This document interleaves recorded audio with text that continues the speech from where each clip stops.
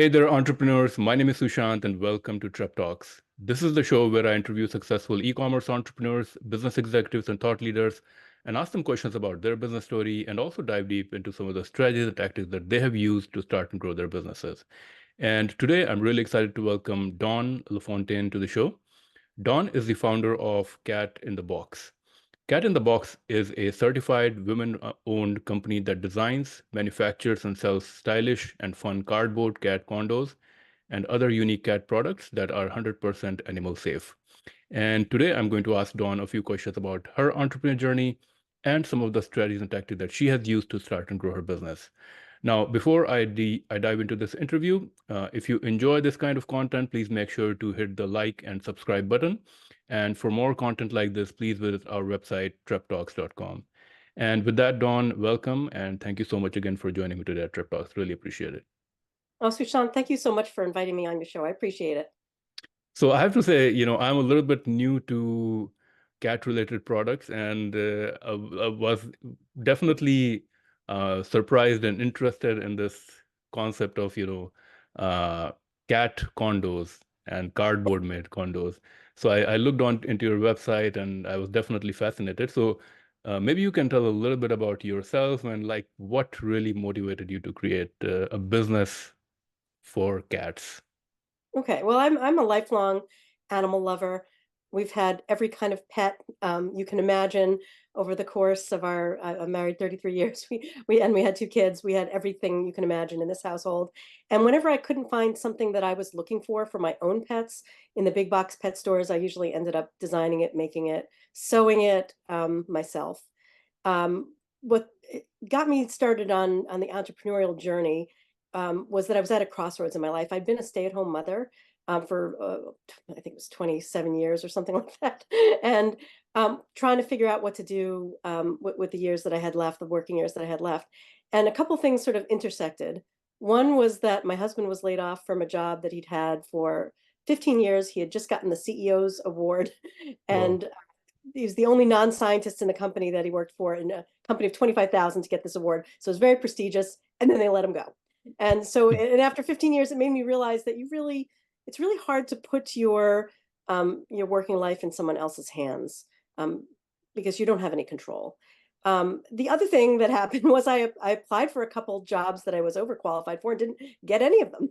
Hmm. And so that made me, I've long wanted to start my own business, and that was really just the impetus that I needed. And then the next question is, well, what kind of business do I want to start? Just coincidentally, I was visiting my mother's cat sitter with her while all these questions are swirling around in my brain.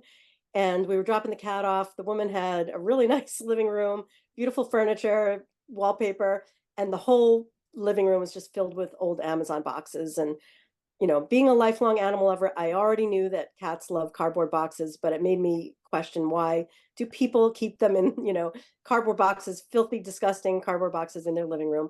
Why not something that was, a little fun, a bit of a conversation piece, and something also that's cat safe? So um, that's what I did. I always wonder because I order quite a few items from Amazon all the time. And As I do the rest always of us. wonder, yeah, I always wonder like what happens to all these cardboard boxes? Obviously they go to recycling at the end of the day, but I mean it's a huge volume of boxes, and it's definitely very interesting to see that you're making something unique out of it that's useful also. Um, Right. And these are actually the ones here's an example of one of them. This one, this one's 100% recycled cardboard. So your Amazon boxes do end up making my boxes. and interestingly enough, I mean the other thing that you said is like getting into the entrepreneurial journey, like, these days, especially now, and I think it will become more and more true in the future. It's like, I don't think there's any job security anymore, like with That's the exactly advent of right. Exactly. and Absolutely. Mhm. and so I So, think it's imperative for everybody to be starting to think about, what is their backup plan, because once AI becomes more and more mainstream, I think people are mhm. going to have to figure out what needs to be done. And it's interesting. Was it difficult for you? Like you said, I believe 27 years as a stay at home mom. to be able to start thinking in terms of business? And I mean, it could be without having any business background, like were you kind of business minded? Well, I'm a chartered financial analyst actually. So before I had kids, Oh, wow. Okay. that's what I did. So I have a little bit of understanding of, a little finance background, but no real business experience. And frankly, I actually consider that to be a positive, because had I known what I didn't know, I might not have ever done this, because it's just been so much, there's been so much more to it than I realized. And I didn't know how to do anything. I didn't know how to create a website. I did not know how, I didn't know how social media worked. I remember asking my then teenage daughter, what is this Instagram thing? And, why are people interested in other people's photographs? And I have 10,000 followers on Instagram now, so I figured it out. But I didn't know how to do anything. I don't know, didn't understand marketing. I didn't even know what SEO stands for. I didn't know how to print postage. I didn't know I didn't know how to do anything. So Hmm. I had to learn. Yeah. Yeah. I mean, that's an interesting thing, right? Like every entrepreneur, like I don't think anybody knows everything. And so, that's part of being an entrepreneur, is to be able to figure those things out as you go. And I think there's a bit of a fun in learning those things out as well. I Yes. find joyful to be able to learn something new every day. Uh, Literally every single day. I have not gone a single day without learning something new. So that is absolutely true. It's interesting every single day. There's not one day that I dread doing this. Not one day. for sure. So let's talk a little bit about your products. Of course, it's cardboard, and you're kind of repurposing, old cardboard boxes. Are these products all handmade? How are you making these items? No, actually, they're all made in a factory in the US. They actually require very expensive tooling to make, something I wasn't aware of when I first, started thinking about this. They require engineers to design. I have got a gingerbread house I probably should have brought up here, but it's a very complicated design to have everything snap together, fit together, and be secure. So it requires engineering, it requires expensive tooling, and it's built on millions of dollars of at a factory. So that's one of the products. So the other products that I make right now, and I'm working on, I have a whole long line of other things. I make a lot of toys, wool toys, too, for cats. This is another one. It's a little octopus. These are Mm-hmm. all actually handmade, not by me. They're made in at a fair trade nonprofit craft guild in Nepal. They're made Oh, to my wow. specifications. I've designed them, and I have felt artisans who make them for me. So my products really do run the gamut. And when you first started out, like, can you talk through a little bit about the prototyping process? How did you find these people who can make these items? And Mm. um, like, is this an item that is completely new idea? I mean, these cardboard houses or condos, as you call it, or Yeah, I is believe it they like you're were. taking an existing idea and you kind of, No, when I first started, no, I couldn't find anything like this on the market. Although now they abound. In fact, I actually see some of my design elements in some of the products that are on the market. Cats really like tiny little holes. I have these palladium windows, like almost like a cathedral window in one of my products, and I've now seen that exact window design in other products. So they've been copied, because cats really do enjoy that. Um, so no, when I first started, there was nothing like it on the market, and they were really difficult to prototype. I couldn't even explain what it is I was trying to achieve. And the first ones were, and that the milk carton is actually one of the first ones that I made. It's a simpler design, and it's not as elegant as some of my later products, which I'm just super proud of. So those take. I've worked very, very closely with, they're called packaging engineers, box engineers. I'm trying to achieve, I'm trying to tell them what the end product has to look like, and they're able to engineer the assembly for me. and when you first started, like, how did you, of course, it's a very interesting idea, unique idea. And part of what you said is maybe you were lucky that you did not have the business experience, so you kind of went blindly into it. Otherwise, people get into a lot of research and analysis paralysis and everything else. Or But because this is a business, like, did you think about or did you try to sell some sort of a prototype first before you said, okay, and I don't even know how much investment went into building these products, but did you do any sort of due diligence upfront to say that, Yeah.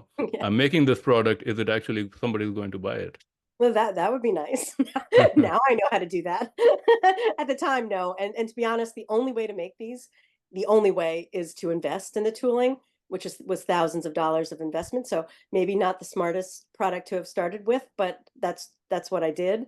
Luckily, I have a husband who was really on board and very supportive, and I haven't ended up hasn't ended up being the wrong decision. So, but yeah, I mean, in the future, other products. In fact, I'm working on developing another product now that I'm having prototypes made, and I'm actually gonna.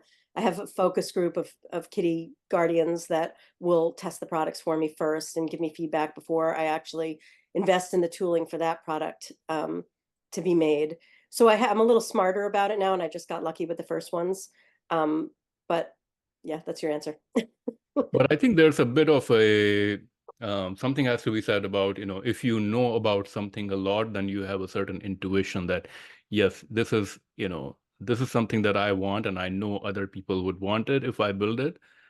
So if you're Maybe. very knowledgeable about cats and living with cats and how they behave, maybe you kind of had that intuition. So I would say it was then not completely blind. Um, but yeah, but once you built these items or, first batch, was there like a minimum order quantity? And how did you start selling on your website, or did you kind of sell person to person first? Right. So, this is, my naivete showing through completely. Yeah, I did order a relatively small amount, like 1,000 to start with. And I had a misunderstanding of how things were. I thought you design something really cool, people will just come find you and buy it. Hmm. If you build it, they will come like the movie. No, no, that is not how that works. That being said, initially I got really, really lucky. I reached out to Product Hunter, right? Yes, You- yes.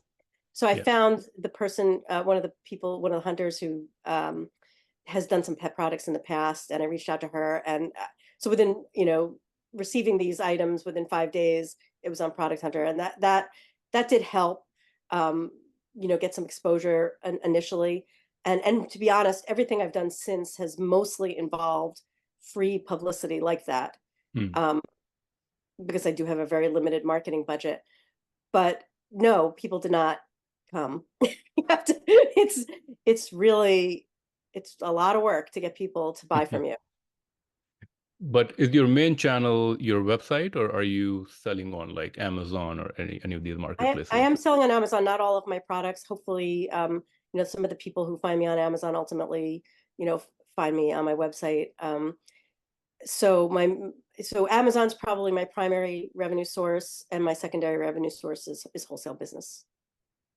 And I mean, to me, it almost seems like, and I want to ask you, of course, from a wholesale perspective, you're selling on fair, but to me, it almost seems like these kind of items would do really well, like with retail, brick and mortar, kind of like if you can get Mhm. distribution into retail.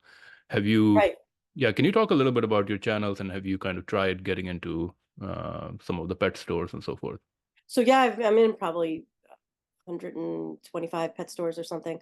Um, and that's a really, really great way for me to build my business, which is what I've probably put most of my effort into in the last couple of months. I'm actually it's like the old fashioned, pavement pounding.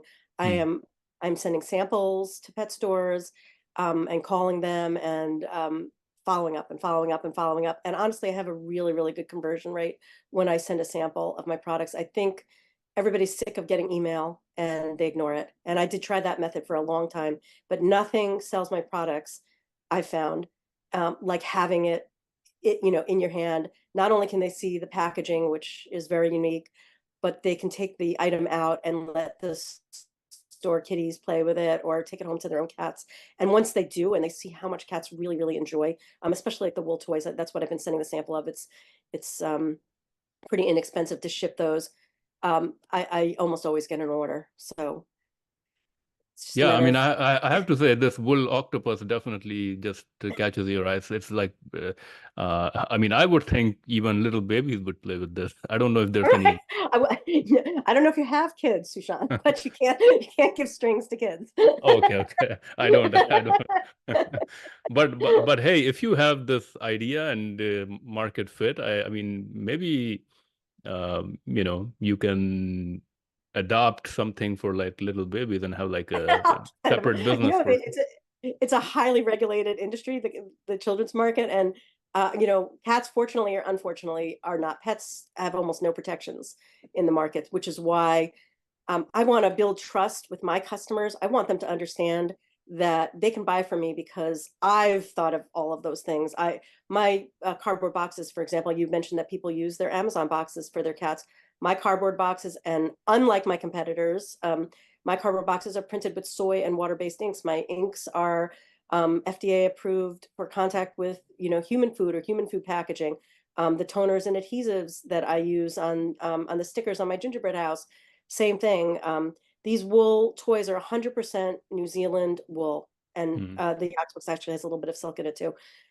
These are, they're azo-free dyes, which are a much safer dye than anything else you might be, just purchasing, at your big box store. So people don't know that when they're buying something for their pets, that there's really very little oversight. So which is your hero product? I mean, I know you said the this wool octopus and the cardboard gingerbread or I've something got a else. gingerbread house that sells really, really well at Christmas. It's probably my biggest revenue generator. People really love the milk carton that I've showed you, and people like to. I've had people just buy it for their stores, like just to have, something to catch people's eye in the storefront. But my biggest sellers now are actually the wool toys. Those are doing really, really well for me. And that's because people are looking for unusual things for their cats, and cats are notoriously difficult to shop for. They Hmm. have, just genetically they were designed to be suspicious of new things, and people think, oh, they don't like it. But the truth is they just need to get used to things.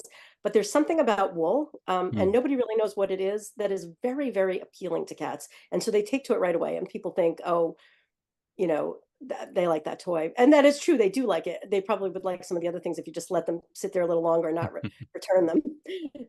But wool is really, really an appealing substance for cats, and for people.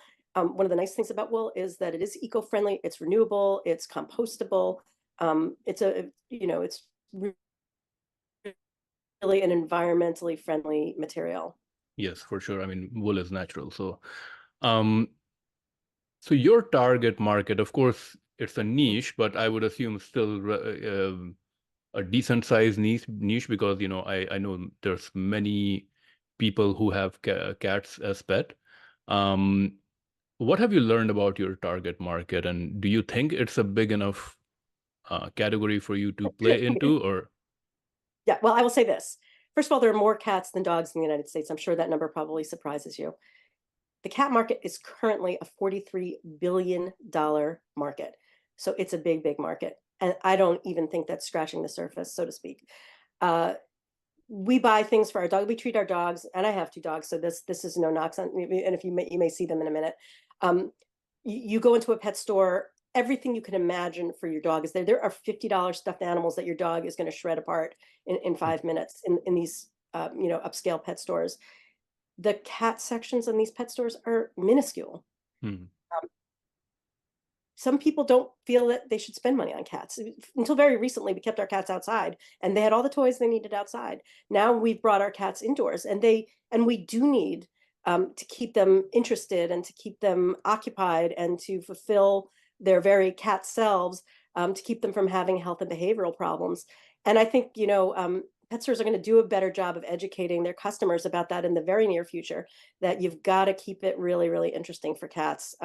To keep them healthy if you're going to keep them indoors, which I recommend. So I think I've just hit the market at the very, very beginning. Um, and so this actually, the wool toy, the octopus in particular, is a $25 cat toy, and I've had pet retailers say to me, I can't sell a 20, my customers won't buy a $20 toy for their cats, but they do buy them. So Hmm. that's what I say. I mean, I just placed an order that I'm hopefully getting in about 2 weeks. That was 2.5 times the size of my last order. I mean, Hmm. people are buying $25 cat toys. I think people are just coming around to the idea that cats need as many things to keep their lives interesting as dogs do. By the way, just an observation. I mean, you said you have had a CFA background and you've been a housewife. I think you can do. I mean, you would have done really well in sales. I think you have a sales personality. Sushan, I am a raging introvert. So Okay. sales, I have to say, when I started doing the sales, I did it all by email because I really just don't want to have to call people. Now I do. I actually like calling people now because I actually am successful at it, Yeah. and I'm having such a great response to it. But that introvert in me says, "Oh my God, I can't believe people do sales all day long," because it's hard. It's hard to do sales. Yeah, I mean, what I've learned because, I contact people for this interview and things like this, and I've done some sales in the past as well. I think at the end of the day, sales is really just a numbers game. It's like you have to look at it very objectively. It's like you have to figure out your number. Like if you Yes. contact 20 people, you Hmm. know at a certain point, you know that three of them are going to convert. And you Yeah. have to become very comfortable with it. And you have to become comfortable, I guess, optimizing that number over time. And then I think sales becomes more manageable. Right. You're 100% right. 100%. So do you now think about in terms of growing your business? Do you think, I mean, I believe you mentioned that you're working on a new product. Is your focus really on getting distribution of your existing products as much as possible? You said it's a big market. Or are you working on new products that can help you cover more area? It's actually both. So I I I have to penetrate more stores. If they sell my items, they're just going to keep buying. But what I found is that a lot of my my kind of target customers, they tend to be very small, upscale, boutique kind of stores that sell very specialized things. They're not just your generic just cat food and litter boxes. And they can't buy 100 of something. They can buy a dozen of something, but they could buy a dozen of this and a dozen of that and a dozen of that. And so I feel like I need to have more options for them. And the thing about thinking about cats all day long, which I do, and I talk to cat people all day long, they email me with all kinds of questions and comments and photos of their cats, is that I keep coming up with, oh, we don't, this doesn't exist, and this doesn't exist, and this doesn't exist, or I don't like the way that's made. And I mean, my life's not going to be long enough to develop all of the ideas that I already have. So, and my bank account isn't big enough to pursue them all at once, and I don't have enough hours in the day to do that. But I'm going to do them one by one and see how it goes. But I really think that I just need more things to sell to these retail customers. I want to switch to marketing a little bit because, I mean, you are in a niche that is, people are very passionate about their pets, whether it's cats or dogs. And this kind of industry also make it easy to generate user-generated content because people like to Mm, take photos of their um cats and things like this. Can you talk a little bit about your yeah. marketing? I mean, seems like you're not doing a lot of paid marketing, mostly organic and social. What is working really well, and what is kind of Mm. your approach to marketing this? So you're 100% right. I don't do a lot of paid marketing. I just can't afford it, except for PPC on Amazon, and I do just a bare minimum of that, to be honest. The two methods that I use are one you've just mentioned, which is user-generated content. Almost probably 99.5% of my social content is user-generated. I simply ask people, could you take a picture of your cat, or could you take a video of your cat for me with my products? And everybody is helpful. They Hmm. really, I mean, I think part of it is developing the relationship with the customer. And I'm talking about, my direct customers who buy Yeah. off my website or directly from me in some other way. And so people want to see their cats on social media, and they want to help me because I have made it a personal thing with them. So so that's one way. People see other people's cats enjoying my products, and they know that it's real. I'm not just selling to them. And then the other way that I reach out to people is through my blog. I write a very well-researched, and I don't want to pat myself on the back too much or sound like I'm lacking in humility here, but it is well written blog about topics of interest to cat guardians. So specifically things about cat health and cat behavior, and about the questions that are on every cat owner's mind. Like, why is my cat afraid of cucumbers? Why does my cat stick his butt in my face? I mean, everything that a cat guardian is asking, I want to answer ultimately. And so lots of people find me on Google that way. They type the question, and they find the answer, and then they, become part of my email marketing sequence. So, and that's, twofold for me. One is that's a great way to get people on my email list. And the other thing is it's a great way for me to establish myself as the expert that I mentioned before. People feel that they can trust me with their pets, that I'm not just somebody who's just trying to make a buck. I'm somebody who cares about cats, and I'm not going to sell you something that your cat's not going to like, or that is going to be unsafe for your cat. So that is part of developing the relationship with the customer over the long term. Yeah, I just looked at your blog. It's, I mean, it looks really good. It has a lot of photos and videos and, really, I guess, long form kind of content. And, you have your references there at the end. I mean, it definitely gives you credibility. Like if somebody comes on this page, to be able to see that, yes, it's a well-referenced, well-researched post with a lot of great information. Yeah, I think that will generate a lot of trust for sure. Is your business, what percentage of your business is B2B versus B2C? I'm assuming it's like mostly B2B now? No, it's actually mostly direct to consumer. Oh, really? I'm going to say it's probably 25-75 right now, but I'm working on building the B2B. That I really think that's the future for me. To be honest, and I'm sure you're well aware of this, it's getting difficult to rely on other platforms. And Fair is not my only. I do sell directly off of my website to some of my wholesale customers, but it's Facebook has changed, and Amazon is changing all the time, and it is becoming really, really hard to rely on these other platforms for my living. Definitely, yes, for sure. In terms of your fulfillment and shipping, can you talk a little bit about, I mean, let me first ask you about your team. You're looking at her. I don't, okay. So these items, like, are you warehousing at your home? I've got storage facility. I've got some things here with me so that I always have, stuff I can pack up. And I mean, my husband has a full-time job. He works from home. And in the evenings, he is packing with me. He helps me drag stuff to the post office and to UPS. But yeah, that's gonna be changing. This can't go on like this forever. Okay. Yeah, there'll have to be another way. Do you think you're going to like leverage?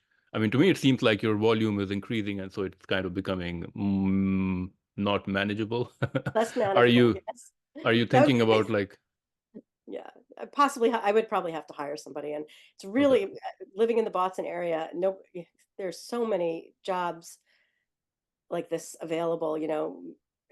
Minimum wage type jobs. Even though the minimum wage in Massachusetts is excellent, it's going to be hard to find somebody, to be honest, to do it. I would probably look for stay-at-home mothers like me, if there are any left, to do something like this to help me out.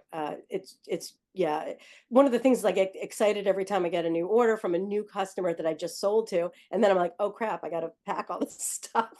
So it's a good problem to have, but it's yeah, also taking a lot of my time away from the other things that I need to do, like selling, like writing my blog, yeah.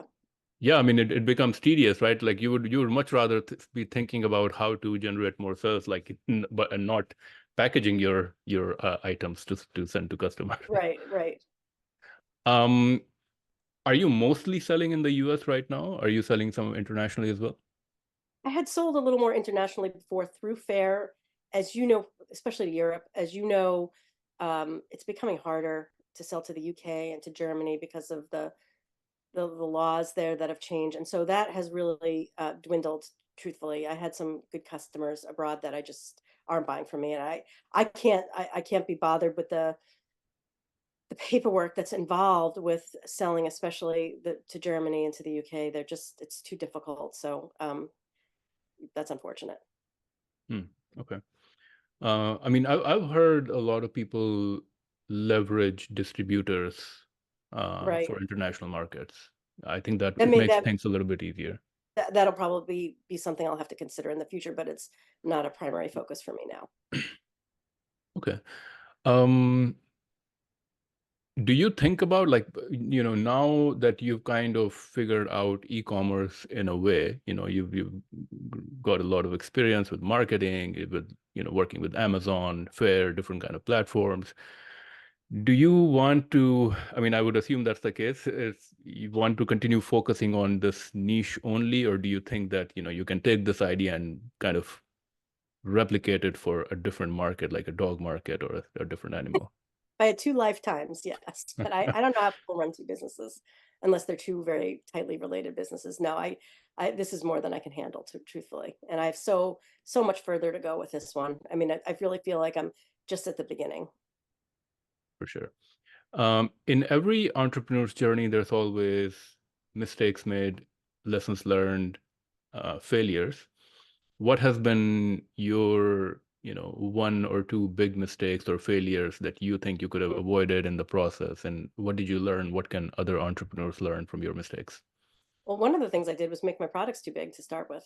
And I didn't understand about shipping. And at the time that I started, there were shipping rates that were different. There was I forget what it was called, parcel something, parcel select, that's what it was Hmm. called. And that made it reasonable to ship these larger items. And people love getting something that's already assembled. People hate assembling things. And I got that comment all the time. So nice to have it arrive all assembled. Hmm. But it's too expensive to ship these items now. And so I had to go back to the drawing board and figure out how to make them a lot more compact. And it took almost a year for the first to make the first one more compact, which was my gingerbread house. And then even with that, even after I redesigned it completely, bought all new tooling, there were still issues with that product because even though I found it very simple to assemble, other people did not find it easy to Hmm. assemble. And I mean, I tried everything, videos, and I have beautifully written instructions, that I had an artist make for me, amazing instructions, and people still found it too difficult. So I had to go back to the drawing board a third time and redesign them to make it more foolproof to assemble. So, and I think I'm there now, though, that product's about perfect. And there really isn't any other product exactly like it on the market. So that's that. But that's one of my many mistakes. Do you think that that makes it a little bit challenging for other like Chinese businesses to kind of copy it, because it does require a little bit of, that design aspect to Mm. make it compact and things like this? Or are you finding, I mean, I think you mentioned briefly there are some similar products in the market now. There are, and honestly, they're doing great on Amazon. But they're junk, and I don't know. I guess people like things that are cheaper, even if it's lower quality, or maybe my customers are not those customers. But I know them. I mean, I volunteer at a cat shelter, and they have a lot of those products that people have donated, and they're flimsy and small. They have small plastic parts that I would never put in my products because I care that cats don't choke to death, Hmm. and people don't mind. Some people don't mind buying things with little tiny parts and things made out of made out of plastic or inks that have not been tested, and that's their choice to do it that way. That's just not something I can comfortably do. Yeah. No, I think that that definitely helps you probably build a brand, right? Like people can buy a product from someone, but I think if you want to build a brand and a long-term success with new product lines and so forth, I think that, just the focus on quality is definitely going to help you in the It's long run. important to me personally, especially as an animal lover. I could never imagine having created something that ended up hurting somebody's beloved pet. For sure. Now we're going to move on to our rapid fire segment. In this segment, I'm going to ask you a few quick questions and you have to answer them maybe in a word or a sentence or so. So the first one is, and to me, it seems like you're a book lover, one book recommendation for entrepreneurs and why? Influence, Robert Cialdini. It's a scientific approach to how people think and why they buy. Awesome. An innovative product or idea in the current e-commerce, retail, or tech landscape that you feel excited about? Nothing. I mean, truly, I'm No? waiting for the next thing. I'm waiting. I'm tired of Facebook and Google and Amazon, and I'm waiting for the next thing. Any products, like any physical products that you enjoy using? Well, I have to say, I have a lot of friends in the entrepreneurial space, people like me, women like me, at the beginnings of their businesses, all doing great stuff. And I hate to single one or, or two of them out, but there are a lot of people doing great stuff out there. You got to find those indie sellers. A business or productivity tool or software that you would recommend, or a productivity tip? My productivity tip is step away from your business every day. I've got dogs. I walk dogs in the middle of the afternoon. I promise you, you will think better after you've gone and walked a dog or Yeah, done whatever it is you do. that's a great advice for sure. Another startup or business that you think is currently doing great thing. I mean, you said you don't want to Yeah, name names, but we'll okay. skip that one if that's okay with you. Okay. A peer entrepreneur or business person whom you look up to, or someone who inspires you? I've got two, actually. I've got two mentors that have been incredibly helpful to me. Mike Jackness of Ecom Crew and Steve Chu of My Wife Quit Her Job. They both offer courses. I'm in both of their courses. They're brilliant people and super, super helpful to entrepreneurs like me. Awesome. And their advice has helped you grow your business? I mean, I couldn't have done it without them, truthfully. Awesome. Final question. What is the best business advice that you have ever received or you would give to other entrepreneurs? My best advice to give would be to just start, not wait till you have all of your ducks in a row, because they will never be in a row. And the minute you think you've got it all down, something changes. Just start, you'll go from there. Awesome. Well, Dawn, those were all the questions that I had. Thank you so much for sharing your story, entrepreneurial story, sharing about your products, some of the challenges that you had and your successes. If anybody is looking to buy your product, what is the best way to do that? thecatisinthebox.com. Catisinthebox.com. Well, Dawn, thank you so much again. And thank you for your time today and wish you all the very best. Oh, thank you, Sushant. It was a pleasure talking to you.